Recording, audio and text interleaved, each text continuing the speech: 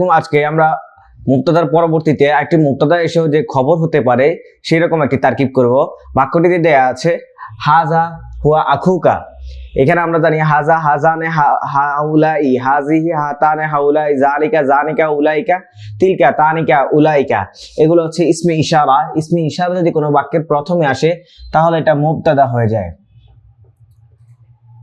এখন আমরা জানি হুয়া হুমা হুম, হিয়া হুমা হুন্না, আংতা আংতুমা আংতুম, আংতি আংতুমা আংতুন্না, আনা নাহনু। এগুলো হচ্ছে দমির। দমির বাক্যের প্রথমে আসুক কিংবা শেষে আসুক কিংবা মাঝে আসুক, যখন যেখানে আসবে সে অবশ্যই মুবতাদা হবে। এর পরবর্তী অংশটা খবর হবে। মুবতাদা খবর হয়ে তারপরে সে আগে যদি ফেল থাকে তাহলে ফাইল হবে, ফাইল থাকলে মাফউল বিহি হবে, কিংবা হরফে জার যদি হয় তাহলে মাজরুর হবে। এখানে হুয়া যেহেতু আমরা পেয়েছি, আমরা জানি হুয়াকে আমরা কি করতে পারবো না, যে এখানে আমরা জানি হাজা, এরপর দেওয়া আছে হুয়া, তাহলে এটাও মারেফা এটাও মারেফা। মারেফার পরে যদি মারেফা আসে তাহলে প্রথমটাকে বলা হয় মাউসুফ, পরেরটাকে বলা হয় সিফাত। কিন্তু এই ক্ষেত্রে আমরা মাউসুফ এবং সিফাত এটাকে ধরতে পারবো না। আমরা এখানে হুয়াটাকে ধরবো মুবতাদা। মুবতাদা যে মুবতাদা আউয়াল কিংবা মুবতাদা সানি করেও তো আমরা করতে পারি। আমরা একটা জিনিস মনে রাখতে হবে যে মুবতাদাকে আউয়াল এবং সানি করা যায় না, কিন্তু খবরকে আউয়াল এবং সানি করা যায়। যেহেতু আমরা এখানে মুবতাদা লিখেছি, আমরা জানি এখানে আছে আখুকা। আমরা জানি নাকেরা পরবর্তীতে যদি দমির আলাম কিংবা যদি আপনার দমির আলাম, নাকেরা পরবর্তীতে দমির আলাম এবং যদি আলিফ লাম যুক্ত শব্দ থাকে তাহলে বুঝতে হবে দ্বিতীয় শব্দটা হচ্ছে মুদাফুন ইলাইহি, অর্থাৎ দ্বিতীয় শব্দটা মারফা। আর মারফা হলে এটা হয় মুদাফ ইলাইহি, আর আগের যে নাকেরাটা আছে সেটা হয়ে যাবে কি মুদাফ।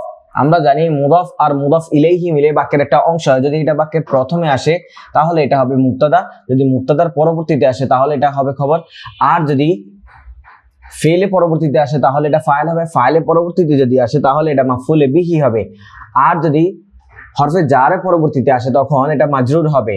এখন আমাদের আগে পেয়েছি আমরা হচ্ছে মুবতাদা। এখন আমরা জানি মুদাফ এবং মুদাফ ইলাইহি মিলে আমার মুবতাদার পরবর্তী অংশটা কি হবে, খবর হবে। তাহলে আমরা এখানে লিখে ফেললাম খবর। এখন আমরা জানি মুবতাদা আর খবর মিলে স্বাভাবিকভাবে কি হয়, জুমলায় ইসমিয়া হয়। এখন আমরা জুমলায় ইসমিয়া লিখে ফেলি।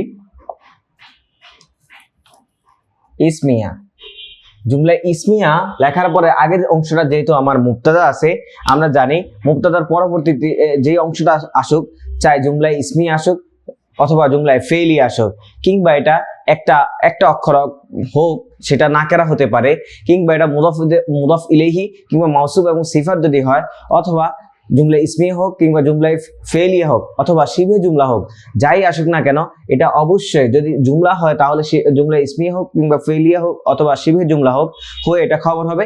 আর যদি এমনিতেই বাক্য আসে, একটা বাক্য আসে, তাহলে এটা সরাসরি খবর হয়ে যাবে। আর যদি মাউসুফ সিফাত কিংবা মুদাফ ইলাইহির মাধ্যমে আসে তাহলে এটা খবর হয়ে যাবে। এখন আগে যেহেতু আমার মুবতাদা রয়েছে, আমরা জানি মুবতাদা এইখানে জুমলা ইসমিয়াটা কি হয়ে যাবে, মুবতাদার পরবর্তী অংশটা কি বলা হয়, খবর। আর মুবতাদা খবর মিলে স্বাভাবিকভাবে আমরা জানি জুমলা ইসমিয়া হয়, জুমলা ইসমিয়া।